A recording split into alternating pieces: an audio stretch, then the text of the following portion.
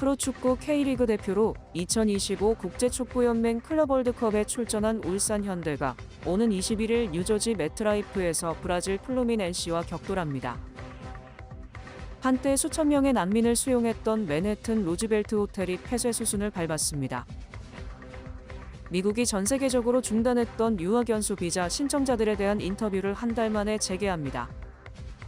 뉴욕 한국문화원이 이달 말 한국 문화예술의 다양성과 깊이를 보여줄 두 편의 공연을 개최합니다. 모두가 누릴 수 있는 권리, 바로 아름다움입니다. 키스는 누구나 더 쉽고 당당하게 자신의 아름다움을 즐길 수 있는 세상을 꿈꿉니다. 키스는 우리 모두의 미래가 더 아름답게 빛날 수 있도록 최선을 다할 것입니다. 당신의 아름다움의 모든 순간, 키스가 함께합니다.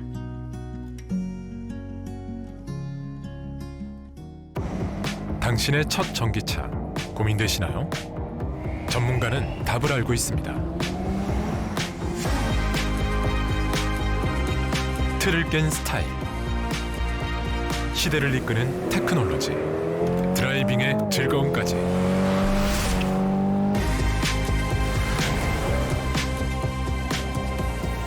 현대, 전기차의 판도를 바꾸다. 현대 아이오닉. 프로축구 K리그 대표로 2025 국제축구연맹 클럽 월드컵에 출전한 울산 현대가 오는 21일 뉴저지 매트라이프에서 브라질 플루미넨시와 격돌합니다. 이에 앞서 필 머피 뉴저지 주지사가 한국 축구에 열광하는 한인들에게 적극적인 참여를 당부했습니다. 필 머피 뉴저지 주지사는 19일 본방송과의 화상 인터뷰를 통해 오는 21일 오후 6시에 한국 축구팀 울산 현대가 브라질 플루미넨시와 뉴저지 매트라이프에서 경기를 펼친다며 한인들의 뜨거운 관심과 참여를 부탁했습니다. 특히 한인 최대 밀집 지역인 버겐 카운티에서 열리는 축구 경기인 만큼 한인들이 경기장으로 몰려와 한국팀을 응원해주기를 바란다고 말했습니다. 머피 주지사는 2026년 피파 월드컵 개최를 앞두고 이번 클럽 월드컵은 성공적인 대회 운영을 위한 전초전 성격의 대회라고 소개했습니다. 모두 32개 팀이 참가하는 이번 클럽 월드컵 경기의 4강전과 결승전이 뉴저지 매트라이프 경기장에서 열립니다. 머피 주지사는 2026 월드컵을 1년 앞두고 뉴저지 리버티 스테이트 파크를 피파 팬 페스트의 공식 개최지로 발표했습니다. 리버티 스테이트 파크는 내년 월드컵 기간 동안 총 104경기를 22개의 대형 스크린을 통해 생중계할 예정입니다. 머피 주지사는 단순한 지역 이벤트를 넘어 전 세계 축구 팬들을 연결하는 중심지가 될 것이라고 밝혔습니다. 또 뉴저지주는 1년 내내 축구 열기를 이어갈 계획이라며 이번 월드컵을 통해 70억 달러의 경제 효과뿐 아니라 청소년 축구 리그들의 활성화와 지역사회의 장기적인 발전으로 이어질 것으로 기대했습니다. 한편 K리그 대표 울산 현대는 지난 18일 남아프리카 공화국 마멜로디 선다운스와 조별리그 1차전에서 0대1로 석패했습니다. 한때 수천 명의 난민을 수용했던 맨해튼 루즈벨트 호텔이 폐쇄 수순을 밟았습니다. 뉴욕시 정부는 21일 끝으로 맨해튼 미드타운에서 난민 중앙 접수센터 역할을 해온 루즈벨트 호텔을 폐쇄시키기 위한 수순을 밟았습니다. 현재 이 호텔에 거주하고 있는 30여 명의 난민과 새로 유입되는 난민들은 뉴욕시 내 노숙자 쉘터로 이동될 예정입니다. 뉴욕시 정부는 현재 일주일에 약 100여 명의 난민들이 새로 유입되고 있다고 확인했습니다. 루즈벨트 호텔은 객실이 약 1000개로 지난 2023년 5월 뉴욕시가 임대해 난민 쉘터로 사용했으며 이 호텔에 설치된 접수센터를 거쳐간 난민이 올해 2월까지 17만 3천 명으로 집계됐습니다. 이 호텔은 한때 하루에 800명의 난민을 접수시키고 지난 2년 동안 1000여 명의 신생아가 태어났습니다. 미국이 전 세계적으로 중단했던 유학연수 비자 신청자들에 대한 인터뷰를 한 달 만에 재개합니다. 국무부는 6월 24일부터 한국을 포함한 전 세계 해외 공관에서 F&M, J 비자 신청자에 대한 인터뷰를 다시 시작하라고 지시했습니다. 국무부는 모든 유학연수 비자 신청자에게 SNS 계정 공개와 정밀 심사를 의무화했습니다. 반미 또는 테러단체 옹호, 반유대 발언 등이 있는 경우 비자 기각 사유가 될 수 있습니다. 모든 비자 신청자들은 SNS 계정을 공개 설정해야 하며 영사관에서 심사가 가능하도록 접근을 허용해야 합니다. 계정을 비공개로 설정한 경우 정보 제공 거부로 간주되어 비자 발급이 거절될 수 있습니다. 이 같은 SNS 심사는 신규 신청자는 물론 인터뷰를 마쳤지만 아직 승인되지 않은 신청자에게도 소급 적용됩니다. 이에 따라 비자 심사 지연과 기각률 상승이 우려되고 있으며 인터뷰 일정도 제한적으로 운영될 전망입니다. 한편 미국은 2023년 한 해 동안 F 유학생 비자 47만여 건, 제2교환연수 비자 34만여 건을 발급했으며 한국 국적자 중에는 약 1만 8천 명의 유학생과 1만 3,600여 명의 교환연수생이 비자를 받았습니다. 뉴욕 한국문화원이 오는 6월 말 한국 문화예술의 다양성과 깊이를 보여줄 두 편의 공연을 개최합니다. 뉴욕 한국문화원에서 이민자의 정체성과 꿈, 차별을 주제로 한 연극 뉴욕으로 간 우리 읍내 니나가 오는 6월 20일 오후 3시, 21일 오후 3시와 7시 반, 총 3차례 무료로 상연됩니다. 한국에서 배우로 활동하던 주인공이 미국으로 건너와 겉보기엔 화려해 보이는 삶 뒤에 숨은 언어 장벽과 인종차별이라는 현실을 마주하게 되는 이야기를 통해 관객은 미국 내 이민자들이 겪는 갈등과 성장의 여정을 함께 체험하게 됩니다.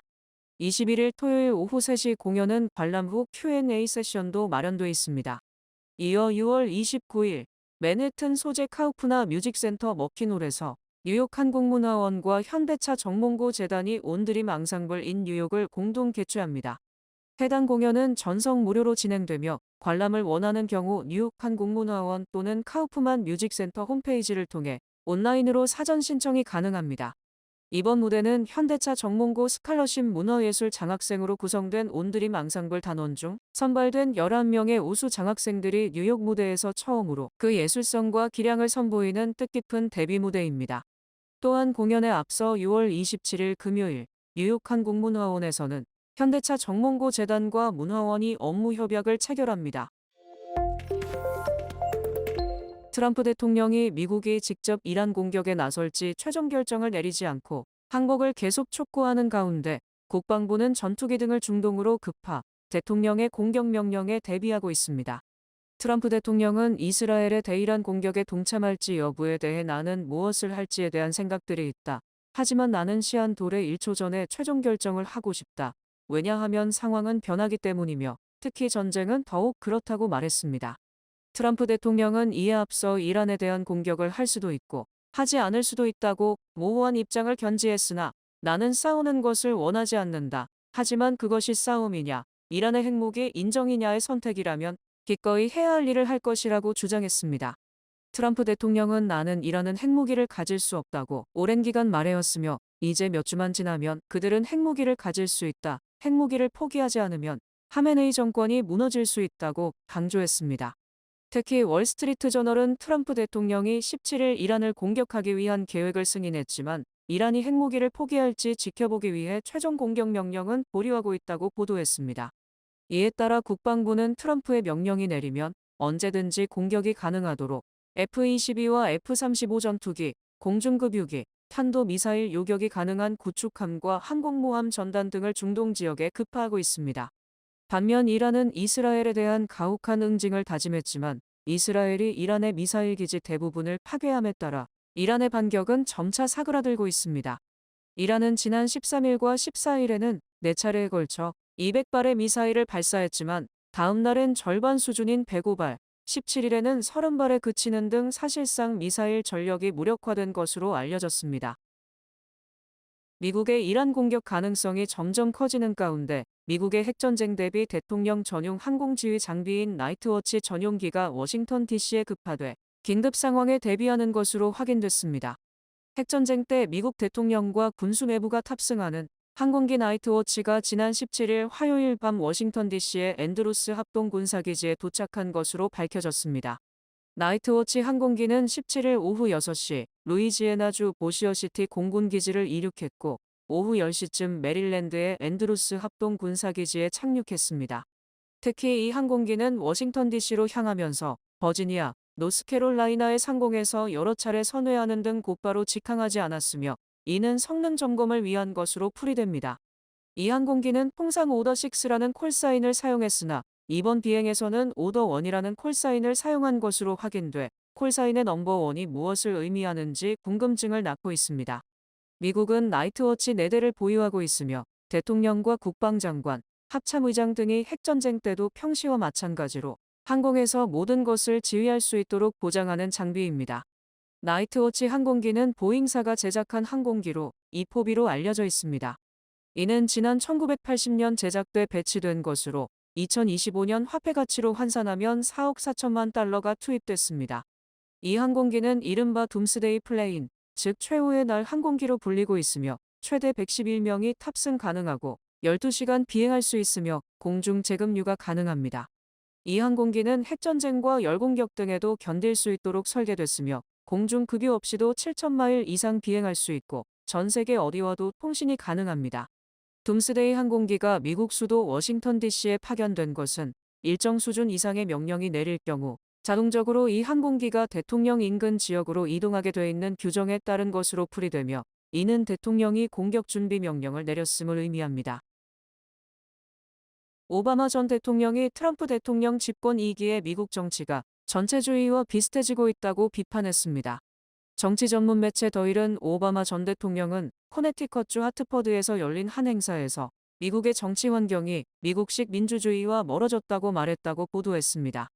오바마 전 대통령은 아직 완전히 전체주의에 이르지는 않았지만 그러한 행태가 정상으로 여겨질 만큼 위험한 상황에 가까워졌다고 우려했습니다. 오바마 전 대통령은 지금 연방정부 지도자들의 말을 살펴보면 자유민주주의의 작동 원리에 대한 전후 세대의 공통된 인식과는 거리가 멀다고 지적했습니다. 또 2020년 바이든이 대통령 선거에서 승리했을 때 결과에 불만을 가진 사람이 트럼프 한 사람만이 아니었다. 우리의 주요 정당 중 한 곳엔 그게 사실이 아니라는 것을 알면서도 사실인 척 말하는 사람이 아주 많다며 공화당을 직격했습니다. 특히 미 전역으로 확산되고 있는 노킹스 시위에 대해서는 불의의 잔혹함에 참지 말아야 한다. 지금 미국 안팎에서 벌어지는 일들에 대해 건전한 방식으로 분노를 표출할 필요가 있다고 강조했습니다. 또 진정한 변화를 이루고 싶다면 그건 빼기가 아니라 더하기를 통해서 가능하다. 당신과 생각이 모두 같지는 않겠지만 일부라도 같은 사람들과 공통점을 찾아야 한다고 주장했습니다.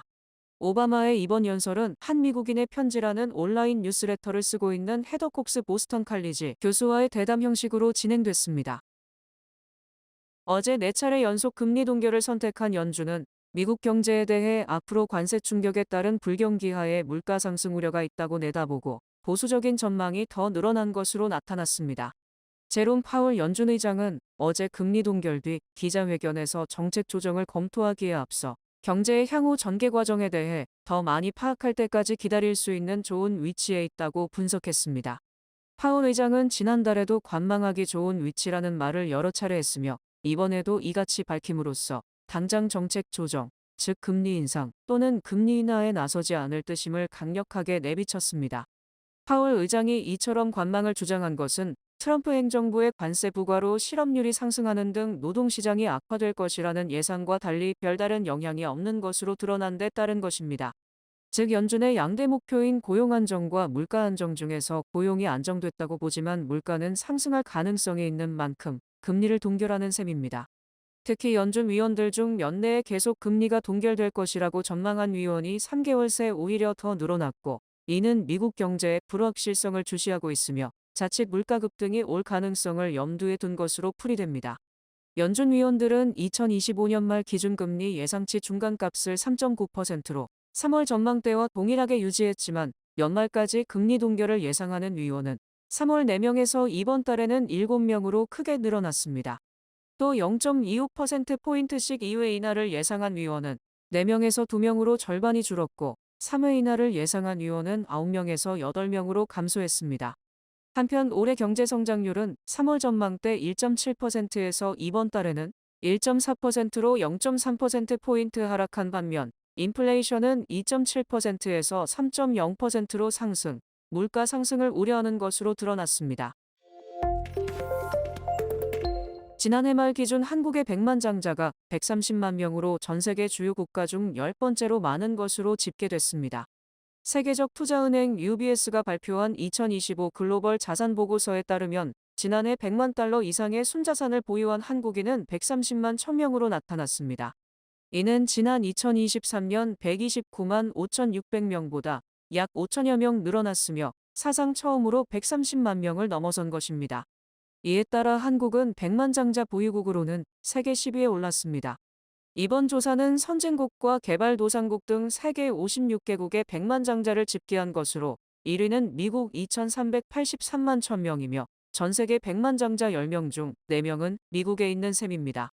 2위는 중국으로 632만 명에 달했지만 미국의 4분의 1에 불과했고 3위는 프랑스, 4위는 일본, 5위는 독일, 6위는 영국이며 2위부터 6위까지를 모두 합쳐도 미국의 3분의 2 수준에도 미치지 못했습니다. 또 캐나다는 209만 명으로 7위, 호주는 190만 명으로 8위, 이탈리아가 134만 명으로 9위였으며 한국이 그 뒤를 이었습니다. 한국의 100만 장자는 네덜란드와 스페인, 스위스보다 더 많은 것이며 아시아 지역에서는 일본에 이어 2위를 기록했고 3위인 대만보다 약 2배나 많았습니다. 한편 전 세계 100만 장자는 약 6천만 명이며 이들의 자산 총액은 226조 5천억 달러에 달했습니다. 트럼프 대통령의 상호 관세로 세계 각국 중앙은행이 미국 국채 보유 규모를 줄일 것으로 예상되는 가운데 지난 4월 외국인 투자자들은 미국 국채를 소량 매도했으며 투매는 없었습니다. 연방재무부에 따르면 지난 4월 외국인 투자자들의 미국 국채 보유량은 3월보다 361억 달러 감소한 약 9조 달러로 집계됐습니다. 이는 지난 3월 외국인들의 미국 국채 보유량이 사상 최고치였기 때문에 4월에 소폭 줄었음에도 불구하고 외국인 보유량은 여전히 기록적 수준을 유지한 것으로 평가됩니다. 이에 대해 파이낸셜 타임스는 지난 4월 외국인 투자자의 미국 국채 보유량 변화가 미미했던 것은 미국 국채 투매가 없었음을 보여주는 것으로 경제 혼란기에도 미국 국채가 안전한 자산임이 드러난 것이라고 보도했습니다. 또 미국 국채를 대량 매각할 것으로 예상됐던 중국의 미국 국채 보유량은 2009년 이후 최저 수준인 7,570억 달러로 줄었습니다. 하지만 중국의 해외 채권을 대리 보유한 것으로 알려진 벨기에의 미국 국채 보유량은 되레 늘어났으며 이는 중국의 미국 국채 간접 보유가 증가했음을 의미합니다. 또 캐나다는 4월 578억 달러 규모의 국채를 처분, 가장 많이 매도한 나라로 확인됐고 일본과 영국은 보유량을 더 늘렸습니다. 한편 뱅크 오브 아메리카는 3월 말 이후 외국 기관이 미국 국채를 630억 달러 이상 매도했으며 5월과 6월에도 매도세가 지속될 것으로 예상했습니다. 뉴뱅크와 함께 꿈의 집을 마련하세요. 빠른 승인, 맞춤형 서비스, 전문가 상담, 지역 전문성, 경쟁력 있는 이자율. 뉴뱅크가 주택 소유를 쉽고 간편하게 모든 단계에서 도움을 드립니다. 지금 바로 가까운 뉴뱅크 지점을 방문해서 홈모기지 대출 상품에 대해 문의하세요. 뉴뱅크 제공입니다.